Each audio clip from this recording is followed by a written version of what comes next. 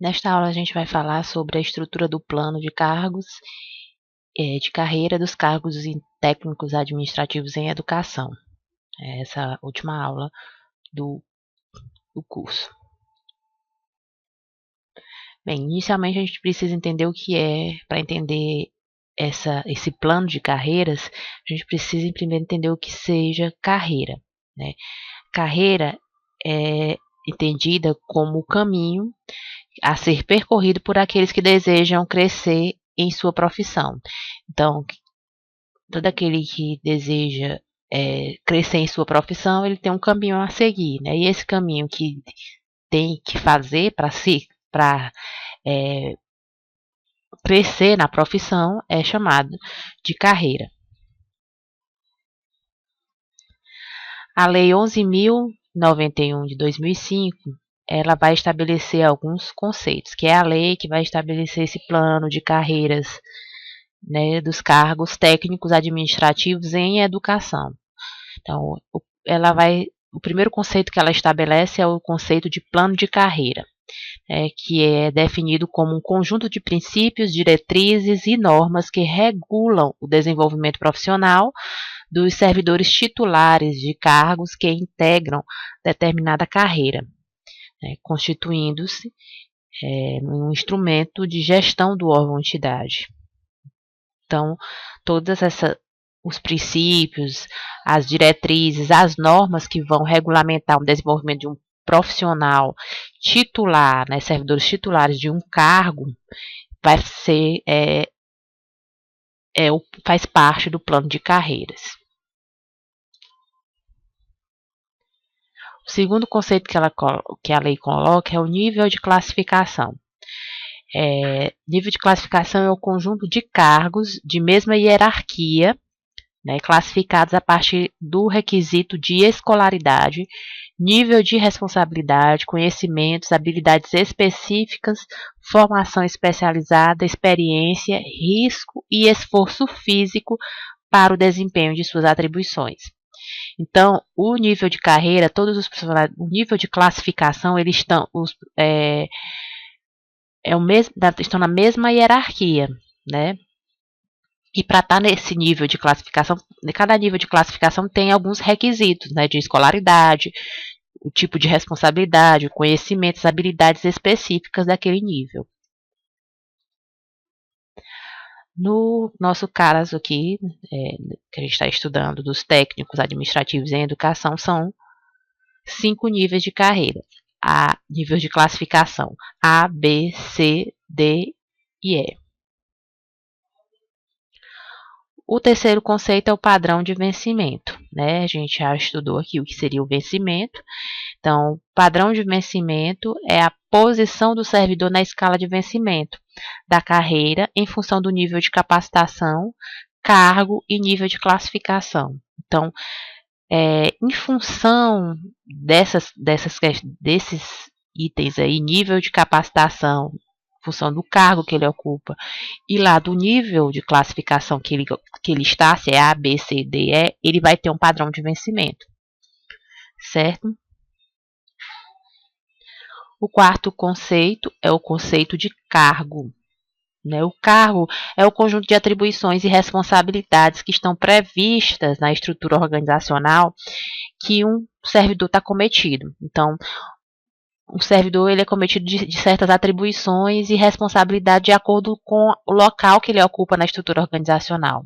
E isso aí é denominado cargo que ele ocupa. Quinto conceito é o nível de capacitação. O nível de capacitação é a posição do servidor na matriz hierárquica dos padrões de vencimento, em decorrência da capacitação profissional para o exercício das atividades do cargo ocupado, realizada após o ingresso. Então, esse nível de capacitação, ele muda de nível de capacitação de acordo com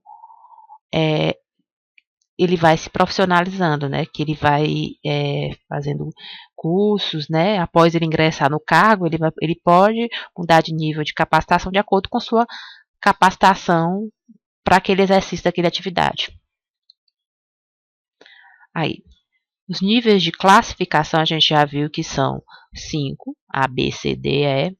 E os níveis de capacitação, dentro de cada nível de classificação, são 4. Então, cada nível de classificação tem dentro dele 4 níveis de capacitação. Então, você pode ser A1, A2, A3, A4, de acordo com ele vai se capacitando.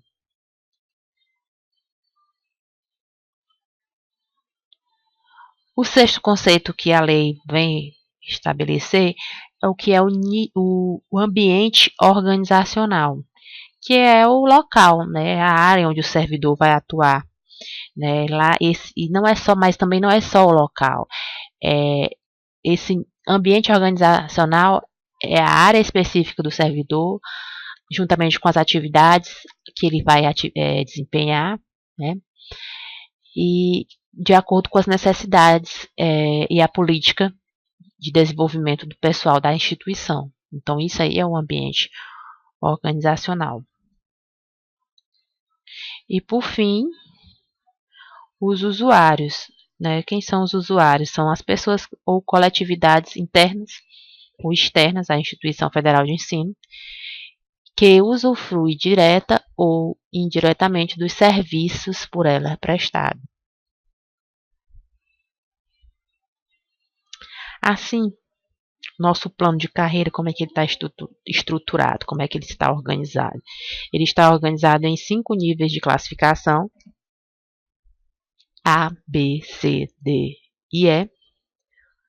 Cada nível desse de capacitação, né, tem 4 níveis de classificação, tem 4 níveis de capacitação, sendo que cada um desses níveis tem dentro dele 16 padrões de vencimento. Vamos ver aqui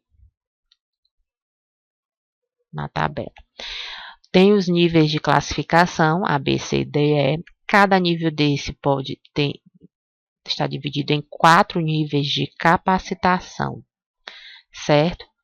Aí você pode se capacitar, você entra no nível A, vamos dizer. Você vai entrar o A1, aí você vai se capacitar, vai passar para o A2 se você fizer uma capacitação de 20 horas. Aí depois você faz uma capacitação de 40 horas, você vai para o nível 3 e de 60 horas você vai para o último nível, nível 4. E assim, de acordo com cada nível, as exigências de cada nível.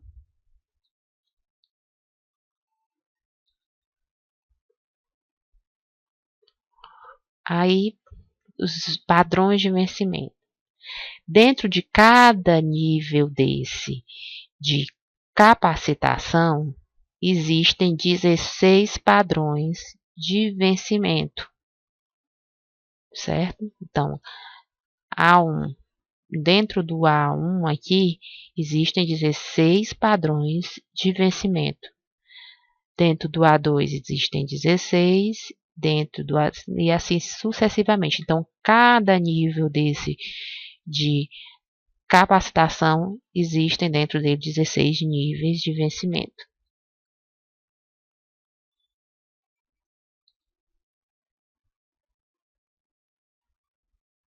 Então, a progressão funcional, né, é o desenvolvimento do servidor na carreira, né, e ele se desenvolve por meio de duas maneiras, por dois caminhos. Ou pela mudança do nível de capacitação, ou ele muda de nível de capacitação, né, 1, 2, 3 e 4, dentro do nível de classificação que ele está, ou ele muda o padrão de vencimento. Ele nunca vai poder mudar o nível de classificação. Ele só muda o nível de classificação mediante concurso público.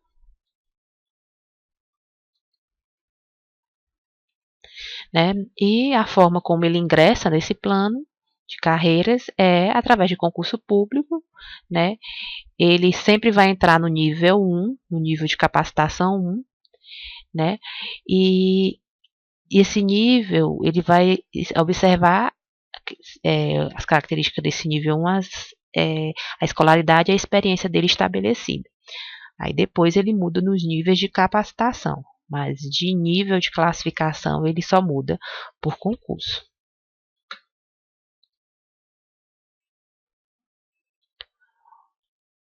Aí, frisando o que eu disse, através da progressão por capacitação profissional, que é a mudança de nível de capacitação, que ele pode ter a mudança de nível de capacitação no mesmo cargo e nível de classificação decorrente da obtenção pelo servidor de certificação em programa de capacitação compatível com o cargo ocupado, o ambiente organizacional e a carga horária mínima exigida, respeitado o interstício de 18 meses. Então, a cada 18 meses, ele vai poder mudar de nível de capacitação, nos termos da tabela constante no anexo 3 da Lei 11.091.